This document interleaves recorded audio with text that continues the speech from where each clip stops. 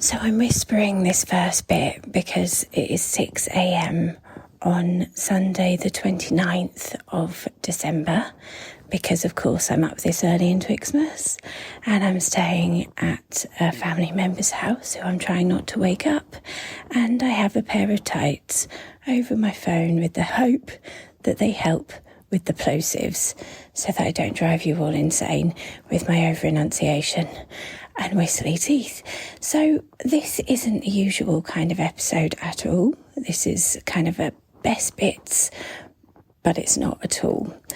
You see, I actually recorded this on the 23rd of December, this intro that is, and I just completely bottled it and lost the nerve to share the episode until now. I think in part because I was just so traumatised by everything that's been going on this Christmas that I couldn't even process it. And unfortunately, we had more bad news on actual Christmas Day. So Christmas 24 can get in the effing bin. And if you've had all the bad luck and hard times this Christmas, I'm sending you loads of love, because me and Big and our family sure as hell have. And that's why the best bits that you're going to hear are the glimmers. They're the joy, because we really need some joy this Christmas. So if you've not already listened to season 3, do go and have a listen to the actual episodes, because the clips that I share aren't necessarily indicative of the really important insights and information about ADHD that are shared by the legends that have shared their experiences on ADHD AF. They are my favourite bits, and I hope you really, really enjoy them. We're about to be visited by a ghost of Christmas past. Laura, Christmas past, on the 23rd of December. I'll shut up now. Bye. So I'm recording this on Xmas Eve-eve. There's 2 more sleeps till Christmas. And it's quite ironic that I've been trying to make people happier this winter and last, and I'm about to say the saddest thing ever. No, actually, okay, not ever, but very, very sad news indeed. But I'm going to do so for good reason. So please have a read of the description before listening on to avoid hearing a very triggering topic. I promise that once I've said the awful bit, I will move on to lots of joy. And this will be a happy episode, which I've made, to be honest, for me as much as anyone else. Because it's really distressing to have ended season 3 on such a high, about to skip off into the Balearic sunset, and having worked so hard on this very challenging year, to end it on this really sad note. Let me rip the plaster off and say the bad thing and disassociate hard so I don't cry, and just get it done so we can move on to the nice stuff. So whilst I was gallivanting about the country, helping Sarah Templeton at her ADHD Liberty charity auction, which was incredible, thank you, Sarah, and then on to Milton Keynes for Session, our editor Pat's ADHD adult support group. Whilst I was on the road, I got the news that my mum was rushed to hospital in an ambulance suffering a suspected stroke. It was actually an aneurysm caused by a brain tumour, which thankfully she has survived. She spent several days in critical care and a total of 12 days in hospital altogether. So I want to start by saying enormous thanks to the critical care team and all on Ward 24 of Aintree Hospital, and now the Walton Centre, for taking such amazing care of my mum. Unfortunately, at this point, they still don't know what kind of tumour it is, and we're hoping that after a course of steroids, they'll be able to decipher in another scan next month and start treatment, because obviously they can't treat it if they don't know what they're treating.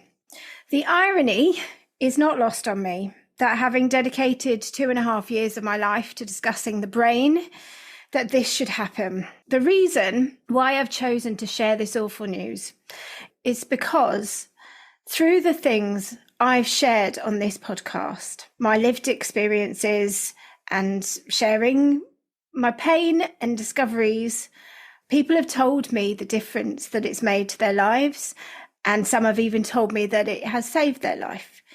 And for that reason, I therefore feel a responsibility to share this really painful insight in the hope that it might help someone like my mum and possibly even save a life.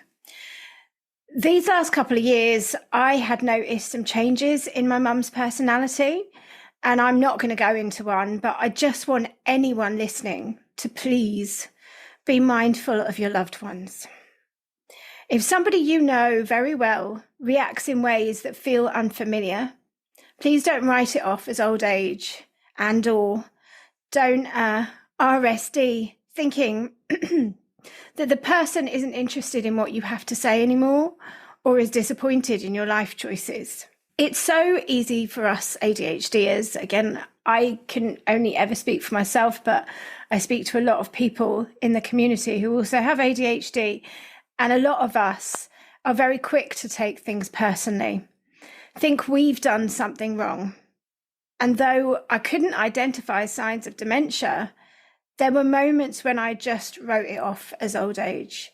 It genuinely never crossed my mind for a second that my poor mum had a tumour growing inside her head. I must admit that I feel truly devastated, obviously, but on top of the obvious devastation, I am also devastated by the hypocrisy of me on this platform from day dot, saying the likes of, if somebody is behaving in a way that doesn't make sense, then don't judge, look a bit deeper. They may have a brain condition. That's pretty much a direct quote that I've said multiple times, and I just wish that I had taken my own advice.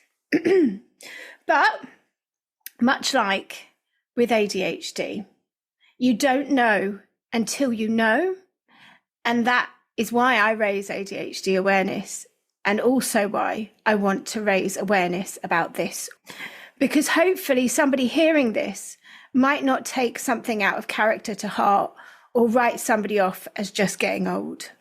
Hopefully we will all look a little deeper and get loved ones the help that they need. Having learnt my lesson here now about being a hypocrite, I didn't want to repeat the hypocrisy. In the past, particularly earlier at the start of this year, I've not practiced what I've preached and lent into the community. I've felt a responsibility and a need to protect people from my roller coaster of extreme emotions.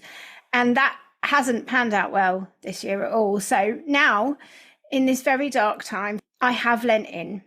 And I've been held, and I'm so incredibly grateful to the community. I mean, every day anyway, for all of their support, but particularly these last few weeks. It's been like we stepped out of Aberdeen and stepped into hell, really.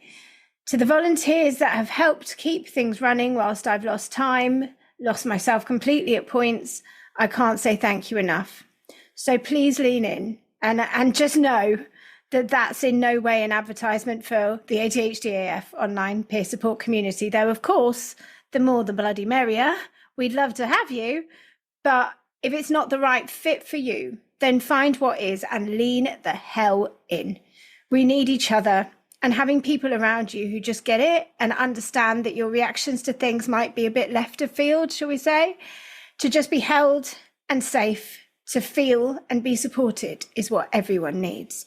Now, the irony is also not lost on me that it's important to me to try and make people happier at this time of year, which I know full well can be a really challenging time for many ADHDers. So last Christmas, that's what that was about, was bringing the community together at a time that so many of us find challenging. And this winter, because I wasn't able to go on tour because I was moving to Ibiza, I started the Winter Warriors Challenge to combat SAD with movement. And here I am sharing such miserable news. So now let's put down the sadness and focus on some joy, because even in this really dark time, there is joy. Like I said, my mum is she's alive and she's out of hospital. And although we don't have the news yet, and it's the worst waiting mode that there has ever been, I'm focusing on the joy, because at this point in time, there is still hope. So at what has been a really challenging year, as I said, to end it like this is not okay. So here's some glimmers. Firstly, the Winter Warriors team have raised over 60% of our target, and that money will go to get the charity up and running. If once Christmas is out of the way and you need some accountability and encouragement to get moving for your mental health in deepest, darkest January and February, you can join our team at any point, and or you can sponsor us via the link in the show notes. Now, obviously, the charity is one of many enormous challenges I've fought hard to see to fruition this year. Another was even releasing season 3. The person who finally got the ball rolling was Kim Pierpoint, one of the first members of the ADHD AF online peer support community, and she's become team member, treasured, chosen family. This chinwag was a new format of episode, and it came out, well, what was my lowest ebb, so I thought. I was self-sabotaging, I couldn't look after myself, and couldn't get season 3 out. Some of the episodes, at this point, it was recorded in April, I'd held on to for 3.5 months. So I'm going to share a few funny moments from this much-loved episode, the one that kicked off season 3 by giving me the permission to take the pressure off, calling it not season 3. And when I released the episode, I set the hosting platform to season 3. So once I hit upload, I'd overcome the block and season 3 was launched. We are not our emotions. We just get really hooked into these long, heavy emotions that come with life, ADHD, perimenopause, post, whatever. And we get really stuck in those emotions. And sometimes it's like, I need to just do something to realize I'm not those emotions. Yeah, exactly that. And that's why I was like, do you know what? I could just say to Kim, well, I'm saying it to you now. Like, yeah, I'm just really bogged down at the moment. And it's so ridiculous. I think it's a really, I'm not saying it to get the tiny violins out. I know I've got a lot of good in my life. The strings are broken, so you can't I can't fucking find it. If you think about it in terms of God knows where the fuck this is going. I don't know how long we've got. That's fine. I'm good. I'm good till about, I've got to get my nails done at 4. So we're good. Great. Okay. I'll try and wrap it up by then. But it's like, there are so many different schools of thought, right? I was speaking to somebody yesterday and they were like, perhaps you're afraid of success, or, you'd have people that would be like mantras, or, there's all these different things. And now that I can see it through the ADHD lens, I can see it that way. I can make sense of it. It's such a tricksy little fucker, because it's like I was doing all right. I have this one workout that I do. I just get up and I fucking do it. And I know that I have to do it straight away, because if I don't, my brain will find 1,000 reasons not to do it. I am with you. So that first thing in the morning, bash, because I'm a morning, what am I? Lark, owl. I don't know what they are. What are they? Here we go. A morning Words. owl. Yeah. Morning owl. A confused pheasant. Up with the birds. I don't know. Down with the birds. We're definitely down with the birds. Down with the birds.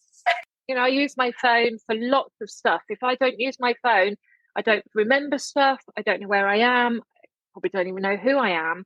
But it wasn't. I've got alarms going off all the time that I don't even know what the fuck they're for. Exactly that. I've still got one on my phone that says, I can't hear them. I've still got an alarm on my phone that says take the stuffing out. That's over from Christmas, and that goes off at 3:00 every day.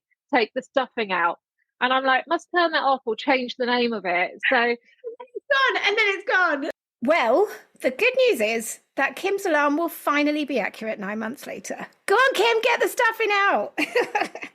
So Kim and I are currently in the process of planning the next Holistic-ish Weekender retreat. So if you're interested to join the next Hunfest, you can sign up via the link in the blurb of this episode.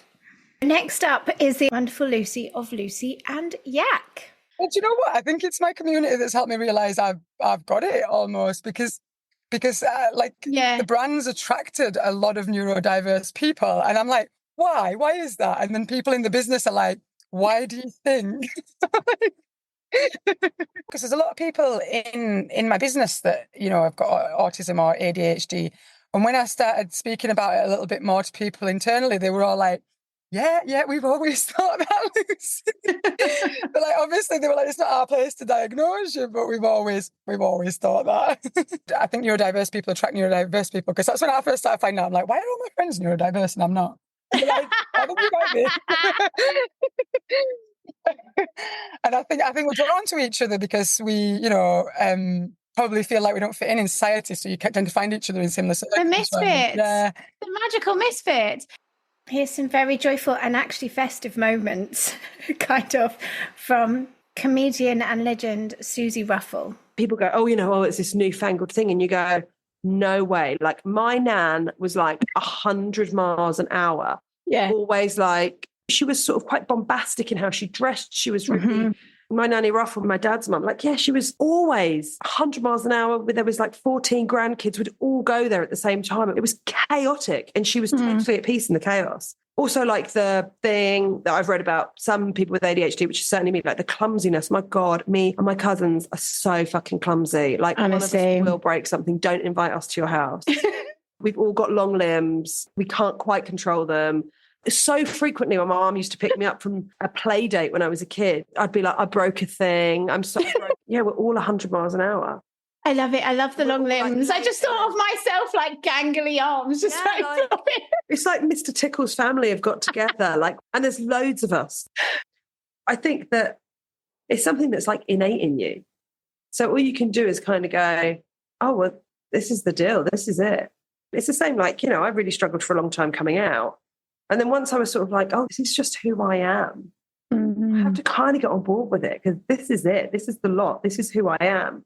And then it was like a journey of, being more accepting of myself and being kinder to myself around my sexuality. Some people might assume that you come out and the next day you're proud. No, for me, it was like 10 years of working out how to be really okay with that. And I think it's the same for anything that makes you feel different to your peers. But I think the acceptance of this has always been, this is who I am. There's potentially people that, are in my family or in, definitely people within the wider community that it was the same for them too. They just might have not have had the language. I've spent the last few days in my head on a loop. I've been singing to myself, Susie Ruff is neurodiverse. That was a very silly TikTok video that my friend and I made. That's one of my friends, Will, who comes on tour with me. I have a couple of different friends that open with me on the road, and we would sing that because I'd be like, oh, I've still got the key to the hotel that we were in 2 days ago. Or like, oh, Will, I can't find my worry doll, which isn't something I carry around. It was like a prop for the show. And whenever we would do that, we would both go, Susie Ruff is neurodiverse. And it became like this running thing. And then leading up to Christmas, I was like, should we film this because it's really silly? I love it so much. Honestly, it will be on a loop in my head forevermore. This next clip is when I was so touched and a little bit weirded out by the fact that Tanya Bardsley had just paid me a compliment that I totally forgot what I was talking about and made a tit out of myself, and she loved it. And then just the most brilliant, impulsive work from Tanya. Go on, Han. So I do really think the work that you're doing with these podcasts and things is really, really important for people. Thank you. It's really, I just felt that justice sensitivity is through the roof with me. And I was just I don't know what I can do, but I can bloody talk. So let's talk. Yeah. And that's what people need. Yeah. Yeah. You've mentioned impulsivity. Would you say now, sorry, hang on, let me backtrack 1 second. So you've gone sober and you still got some, antidepressant. You're so ADHD, I love it. I'll leave all this in as well. There's no shame. We're taking away the shame of symptoms. So the most ADHD thing that I've done this week is my impulsiveness. I fucking slid into the Prime Minister's DMs. Did you? Yeah. And I sent him a big long rant. Oh, that's amazing. Yeah. Tanya means business. Yeah. And Mum was like, oh, God. And so I just slid into the Prime Minister's DMs. No fucks given. No thought process. Right.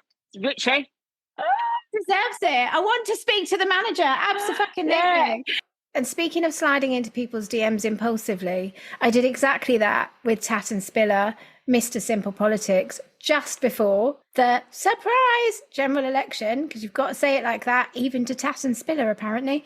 And he went for it and totally humoured all of my nonsense at the busiest time. The thing that him and his team have been working tirelessly towards, whilst I'm talking nonsense in a hotel room, having just seen Girls Aloud. I will always be so grateful to Tatton for this, and just what a quote, what an outlook. And yeah, I was really moved by what you said. Because politics is about hope and love. Ooh. And making the world a better place for everybody. That's what politics is, right? What can we change right now? What can we change to make life better for more people? And all the election chat, it's not framed like this. You can watch this 7-way debate where people are shouting at each other and it's all misery. But politics is about making lives better. Yeah. And we should talk about it in those terms. And that's what SP tries to do. Yeah, I think that's so interesting. Like, you're absolutely right. I always think about it in terms of, so many people say, well, I'm not into politics, I'm not political. And I've just got the Skunk Anansie tune in my head on a loop. Like, everything is political. It is. Everything is political. It is about making life better. With what we've got right now, how can we improve things? And I think really it's so interesting because we don't realize how much we just get drip fed. The ideas that we have a lot of the time, if you actually said to somebody, do you really think that? And where did you get that idea from? A lot of the time, people don't even know how or why they've formed the opinions that they have. And so it's like, to be able to break it down in really simple terms, to just be like, okay, here you go. You know, everyone's entitled to opinion, but at least be informed. Like, this is what's going on. Here you go. Now you have the facts. I love that about it. And you can make your own mind up. Exactly that. I love it. I absolutely love it. Okay, so right now, general election is coming up. Surprise!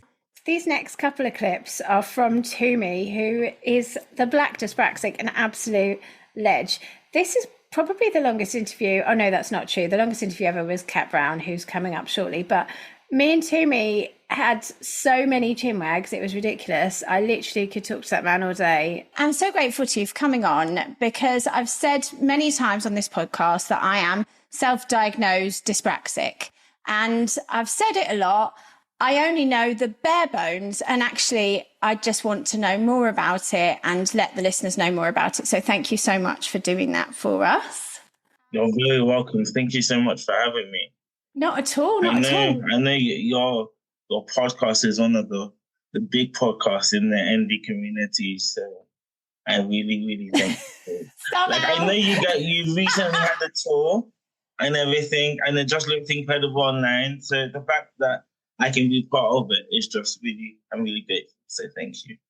Oh, thank you so much. Honestly, I'm so grateful. I think I would like to say is that we're a family, you know, we need to be, and this is why I love the fact that I'm on the podcast right now, because you're showing that actually, if we want to be inclusive and we want to include intersectionality, yes, there's gender and yes, there's race, and well, if we're neurodivergent, we need to be neuro-inclusive as well. Yeah, to speak about all of them. Yeah, absolutely. As someone who has dyspraxia, sometimes I struggle with sleep. So, for example, I avoid coffee. I just don't drink it. Why? Because coffee is just it's a no-go. I drink Coke now and again.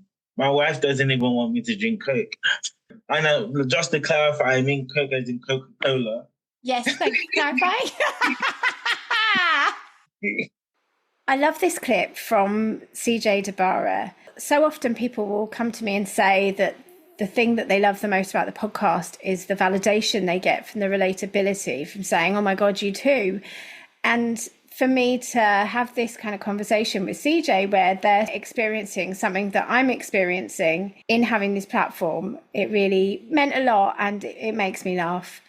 I go around, and you do as well. We both go around talking about ADHD a lot, and yet we still have the downsides to it, you know, because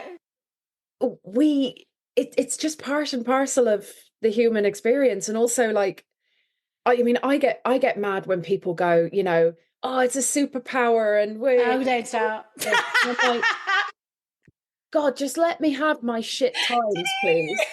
Just let me fucking sit in my bed of misery and wallow for a day while I recharge, because I've run myself into the ground being ADHD and hyper and all the rest of it. Just let me have that, please.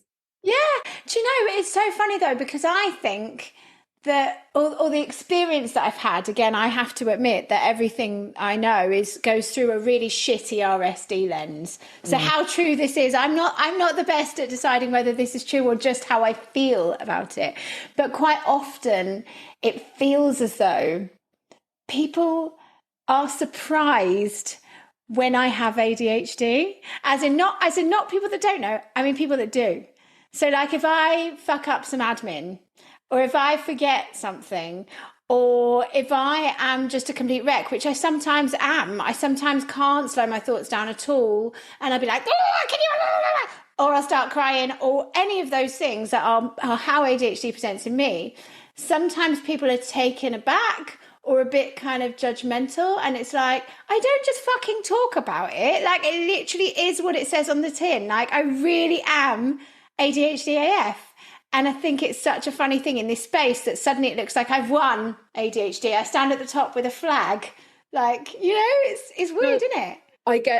Oh my God, I 100% get it, because I find that, like, you know, there are people that say, oh yeah, you know, I'm fine with ADHD. I'm fine. I know you have ADHD. That's fine. Yeah, you're fine with it when you see me masking, you know, masking like a motherfucker, and I'm getting my bills paid, my invoices done, my paperwork's out, you know, but then when I'm having a meltdown or a shutdown, that's when you're judging me as an ADHD person. That's when you're going, oh yeah, oh no, God, not like that. No, you know, and other people have got to learn to cope with us when we're at our best and when we're at our worst.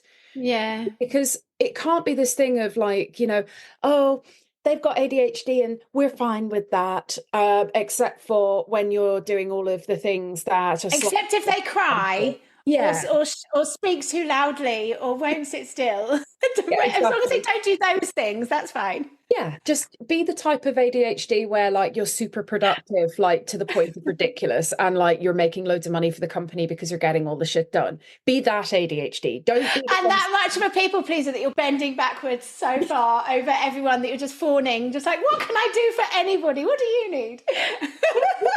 I had to share this clip from Alex Partridge because it just really made me giggle. It perfectly demonstrates how the novelty of things can wear off and the ridiculous situations we can get ourselves into, particularly without the knowledge of ADHD and how it can present in each of us as individuals. I walked past a car showroom selling Minis, and it had a blue Mini convertible in the window. I fell in love with it. I want that car. Didn't have any money. How can I get that car? I went to Debenhams, bought a store card, credit card, which I needed to get the £1,000 from to buy the Mini on finance agreement because I needed a £1,000 deposit. Did it. They let me drive away with it. But I then realised I had to pay £350 a month to pay for the car. So I then got a job in a nightclub, in a hotel and a pub simultaneously. So I was driving from 3 jobs. I didn't even get time to enjoy the car. And then by the time like 6 weeks later, I stopped loving the car because my interest in it had disappeared. But I was still working 3 jobs to pay for it. So I sold it about a year later. And that was when I was 18. No idea what I was dealing with my brain. But that was like my first major financial cock up as a result of just not being able to control those impulses. That's so good. I mean, at least you had the car to get from A to B for the job.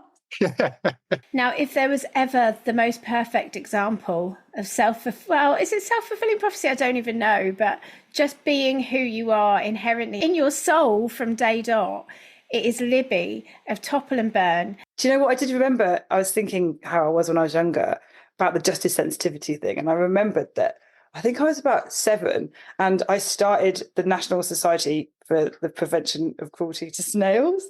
And I made like these books, and I kind of tried to get everyone in my primary school class to join. And I made badges and stuff because like the snails in the garden were like dying from the weed killer or something. And I just hated that. And I was like, I'm going to start a charity or whatever and try to get everyone to join. She just made my day. I really love this clip from Cat Brown. Basically, I'm obsessed with Cat Brown. I feel so incredibly lucky and grateful to have met Cat. This little clip perfectly demonstrates what I'm trying to do here, is like finding the light in the darkness.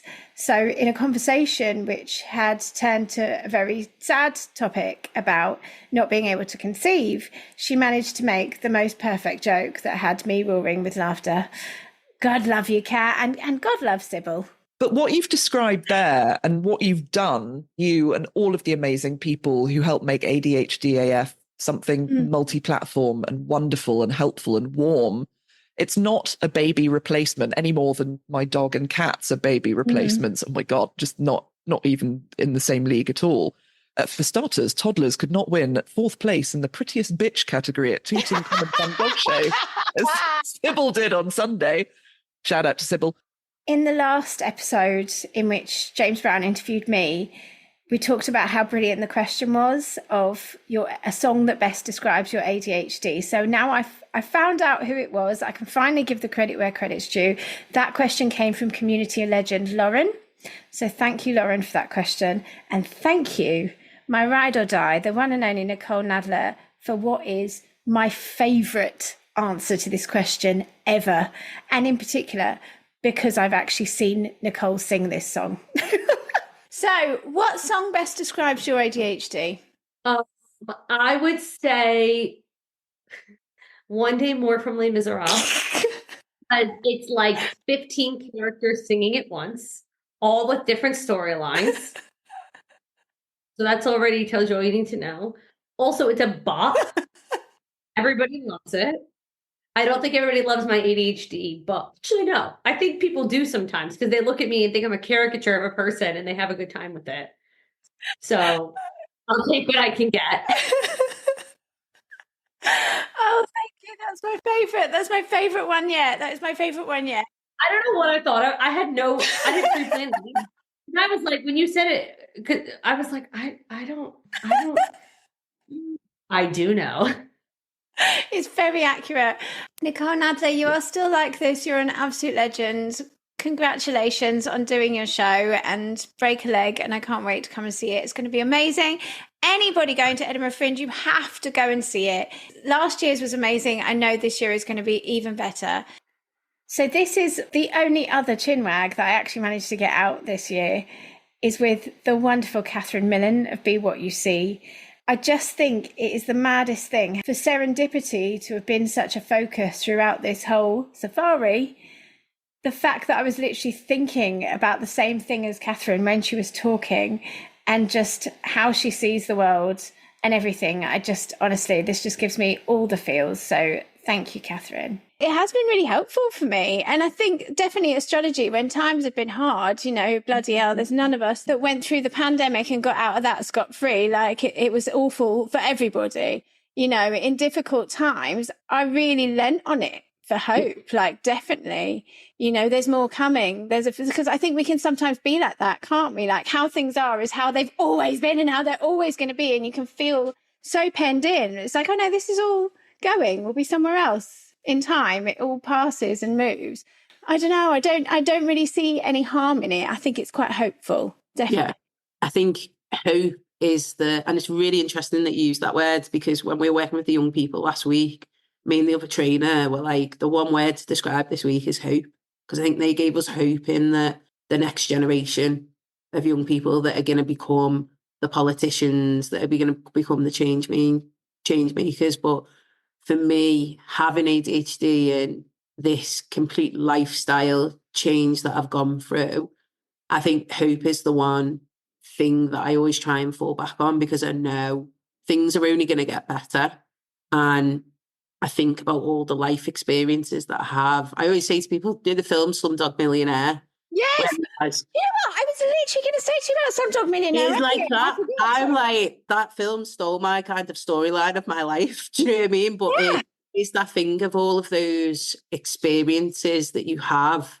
They do shape and mold you into what you're meant to be. My life could have been very different in terms of all the different identities that I hold and my background. And I could have been that person, who potentially could have ended up in prison, and it was possible. Do you know what I mean? And now I'm just kind of like, how can I take what's happened and use it as something that can enable me to go forward instead of backwards? And I do have a quite positive outlook on this. No matter what my client says, what's happened or whatever, I could be like, right, let's do this. Let's do this to get to where we want to be. It took a lot of therapy. It took a lot of amazing support and from family and friends. But, and meeting people like yourself But coming out of it at the end, am I happy? Yes. Could life be better? 100%. But I just feel a lot more in control now, which gives me hope in what I'm going to do with my future. And the difference you're making to other people's futures. You're amazing.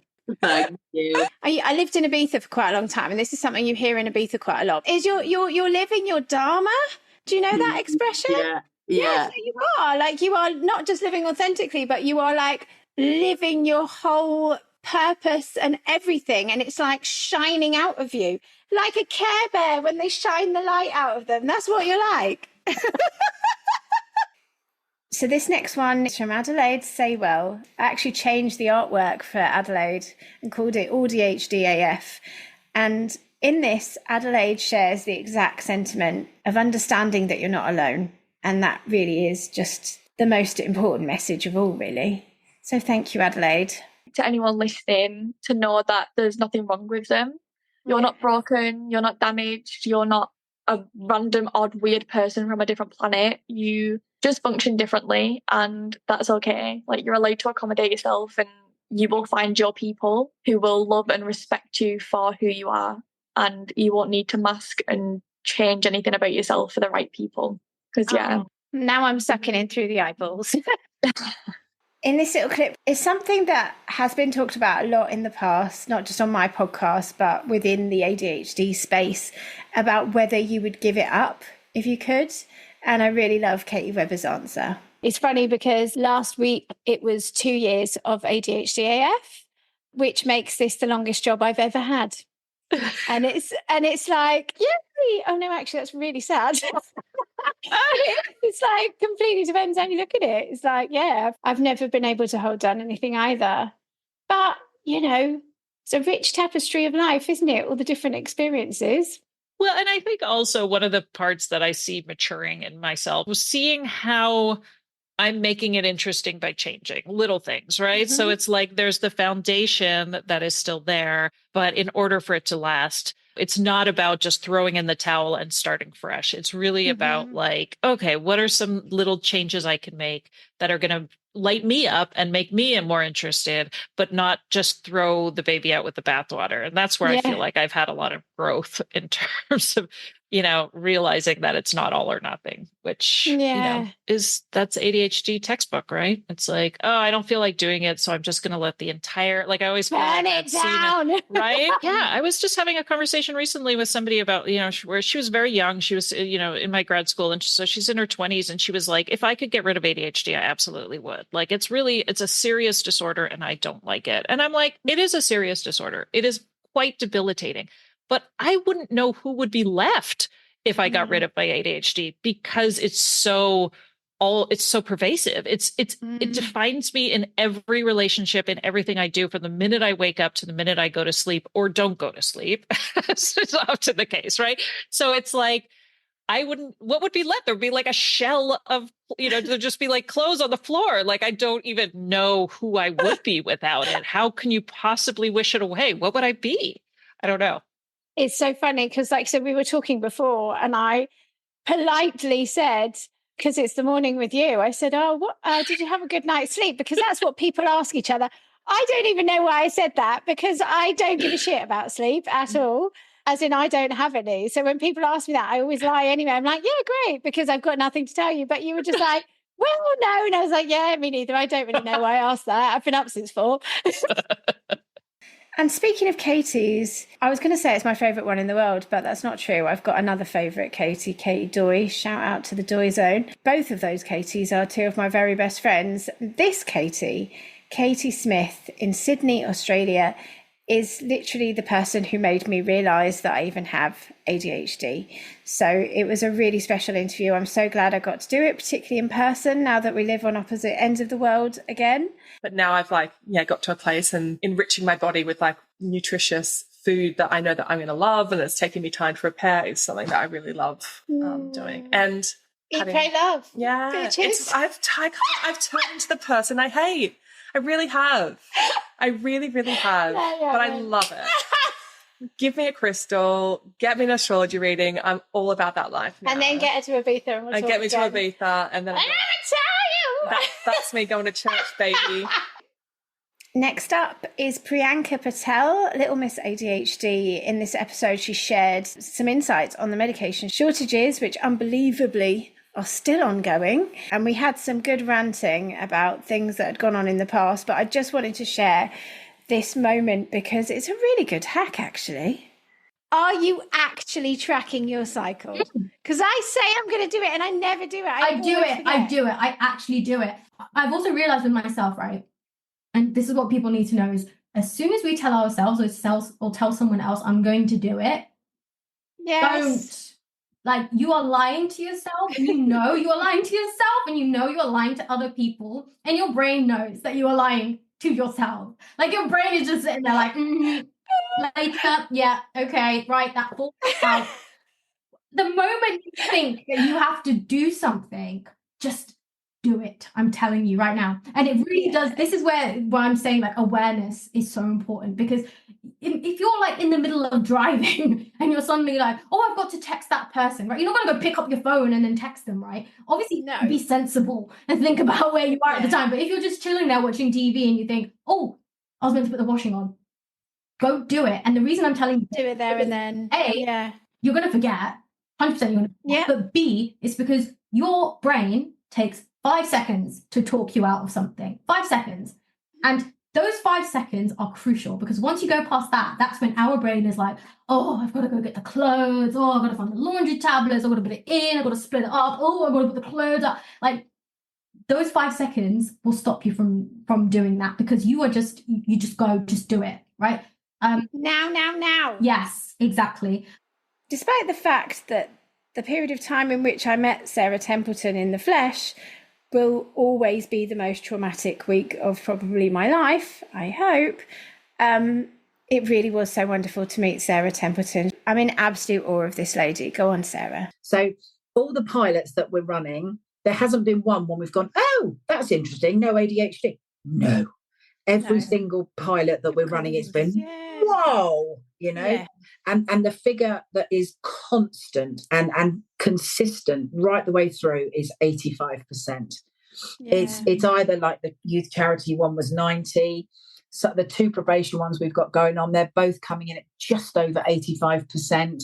So it's roughly 85% of the people in the addiction, the homeless and the offending world, and the prisons and the young offender institutes and the juvenile prisons, it's roughly 85% of them, which is why this 1 in 4 figure has driven me literally insane over the years. I've known it's so wrong, but we've not been able to prove it. Now we're proving it with all these incredibly legit organisations, you know, probations, polices, as I say, young offenders, careers services, Crisis, the big issue, all of those sorts of people. And it's interesting because I think it was Crisis, when I spoke to them, they said they have a research and development department and they've been looking for this. They said, we've known there's a reason. We've known there's a commonality with these people. We've just not been able to put our finger on what.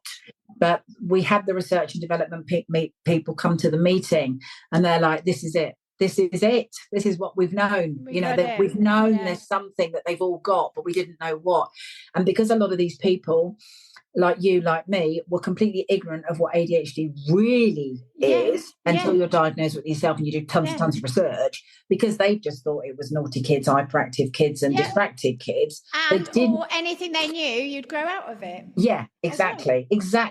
So that you're absolutely right. Most of them did not know that this was an adult condition. They just thought 18, 19, 20, well, they're sort of done with that, aren't they? You know, no, born with it, you die with it. Can I just say, like, phenomenal. Like, your work is incredible. I don't know how you've got that many hours in a day. Well, I do, because you won't sleep very much because you're in New York. But, and at the same event, I got to see the lovely Rosie Turner, who is a dear friend of mine. And I really love that we are on the same page with pretty much everything. I mean, I can't do the sporty spy stuff that she does, but how we see the community that we're in. Go on, tell me your glimmer of today then. Tell me what you're grateful for today. I'm grateful for this, Laura, today. I'm really grateful. I'm grateful for you. You know what? I am so grateful because meeting all of you, like you, James and Sarah, I am always grateful for you guys that are there for me, you know, as personal friends and through the struggle. And then when there's something like this where I've said, right, I'm ready to talk about this thing professionally, you're there with a yes. And that for me is so valuable and, you know, something to be so grateful for, because it's rare. Not everyone's got people like that in their lives, especially after going through what we've gone through. And honestly, it was so hard to pick a glimmer from this episode with Megan Burke's coaching, because she's one of the shiniest, I don't know, I was going to say pencils in the toolbox. I don't know.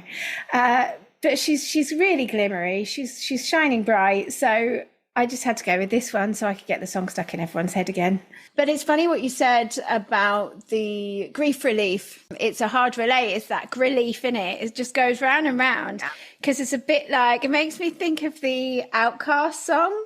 Is it, Sorry, Miss Jackson? Is it that one where he says forever, forever, ever, forever, ever? It's like that. It's like you go, oh, great, I've got the answer. I know what this is. Forever. Oh, fuck, forever. I'm going to say this to the listeners. Maybe the problem is not that you are too much. Maybe the people around you are not enough. The reason I even hesitate to say that is because that whole term of not enough, like, we all know the shame of being called that. And so it's not that I want you to leverage that against other people, but what I mean is being neurodivergent can be a very isolating, incredibly lonely experience. But I promise you that there are people out there who will understand and who will see you and accept you and love you for who you are. But you have to do the very, very scary, brave thing of showing yourself who you are and then showing other people who you are, because that is the only way that you can attract these other feral, wild women into your life, is by going out there and being the feral, wild person that you are. And if you're like, but I want to sit at home and knit, I'm like, that's fine. And if you want to do that on your own, that's fine too. What I'm saying is we bang on and on and on about authenticity without talking about the process of that, and finding a support system, whether it's a coach or a mentor or a therapist or a friend or, you know, someone who can kind of be there with you through that, is such an important piece of it. Mm-hmm. But it's also okay to admit to yourself that you have outgrown the people around you, especially post-diagnosis, especially when you come to really embrace who you are and what it is you want out of this experience here on earth, and to look at the people that have kind of just default been part of your life and be like, you know what?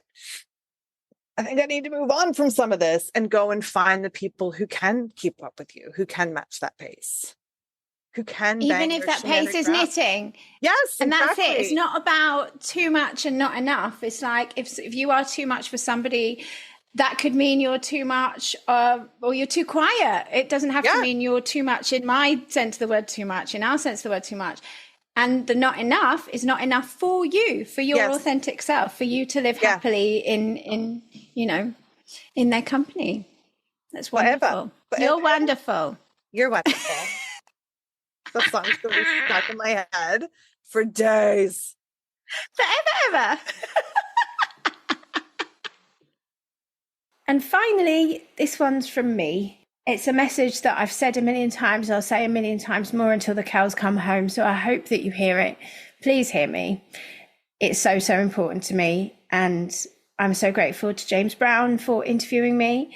It was a real glimmer to be able to reflect on all of the glimmers of this year, including Flackstock, the Chazza, ADHD AF Emporium, and all of the things that I've worked really frigging hard on this year, starting in January when everything splintered off in lots of different directions. And I had the support of so many, of which I'm so, so grateful. What would you like the listeners to know? I would like the listeners to know that, oh God, sorry, try not to cry. I would like the listeners to know that they are not alone. It's a really basic bitch thing to say, but it's absolutely true. You know, I really genuinely believed I was the only person in the world who just couldn't get it together. You know, I literally, I've said it many times about like the community, for example. I wouldn't have got that far. I couldn't have signed up because I would never definitely have money coming into my bank account. I worked for myself, which meant that sometimes I literally didn't work. In my 30s, I told those stories on the Too Much Tour, ending up on the streets of Bangkok with no money. Someone's got to bail me out again. The shame that I carried, and just not understanding why I couldn't do it, or why I was always upset about something, and why I can't fucking drive, and what a burden I feel for that. And all of these things, I really felt like I was the only person in the world. And it's just not fucking true. It is not true. So you are not alone in it. Try to let go of that shame and just find your people, because they are out there, and we fucking need each other, because times are tough, and we have to, stick together. And when we do, it's never going to be perfect, but it does get better. Things get much, much better. I just want to say thank you. I don't, it's a fucking random package that I bring to the table. And I'm so very grateful for anybody who has humoured me. The most sentimental dickhead there is. I can't tell you what it means to me when somebody wears leopard print. I can't tell you, all of it. I'm so fucking grateful for all of it. And yeah, that's it. That's enough. I'll shut up. and that's lovely.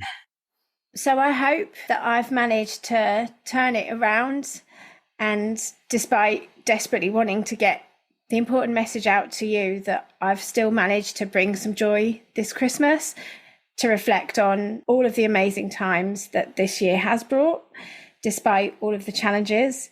And I know that in the episode with James, we both talked about how in dark times, our podcast and speaking out and sharing our experiences, not only did it turn our pain into a positive to help others, but it also helped us. So again, that is another reason why I've done this today. I'm supposed to be living in Ibiza already by now.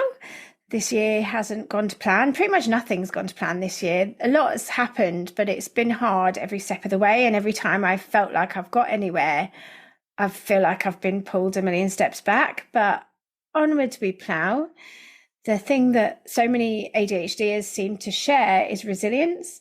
And obviously, nobody wants to be resilient, because it means that you've had to endure some really fucking terrible times. But I am resilient and I am hopeful for better days ahead. I found this quote, actually, and of course, I've completely lost where I found it. So if anybody knows, let me know. Even in the darkest times, there's always a glimmer of light. Focus on the good and let hope guide you through. That's what I'm doing. And that's what we should all try to do. But sometimes it's really, really hard. And particularly at Christmas, I've always found that to be a difficult time. So I'm just going to share a little bit more Christmas joy. You might remember, if you're a long time listener, that last Christmas I did a tour. We attempted to sing a song together at all of the shows, which I wrote. I didn't at all. I changed the words to the 12 Days of Christmas. And I got my incredibly talented friend, Claire Durrant, who is a singing teacher based in Norwich, and she's ADHD AF, to sing it for me. She's a panto queen. I'm sure she'll be in the panto somewhere in Norfolk this Christmas. So I'm going to end on this song because it would be rude not to. But I also wanted to point out that I really wanted to get the Christmas video up, but obviously these last few weeks have not gone to plan. But you never know. I might actually, I might not sleep tonight, and the video of the Christmas show might be up on the Emporium website. And if so, I'll promote it. But if I don't manage it, at least you know why. And at least you got to hear the song performed by this legend as a little nostalgia for all of you legends who came to see last year's Christmas tour. Now, whatever this Christmas looks or feels like for you, I would beg you to please give yourself the gift of compassion. Remember, it is your Christmas too. And as I said in the shows last year, you don't have to do anything you don't want to do. And that includes eating, drinking, or being in any situations that are damaging to you. Do not Set yourself on fire to keep others warm. And if you are in need of support, please reach out. There's a link in the show notes for free and immediate support. Even if you feel it, I just really want you to know that you are not alone.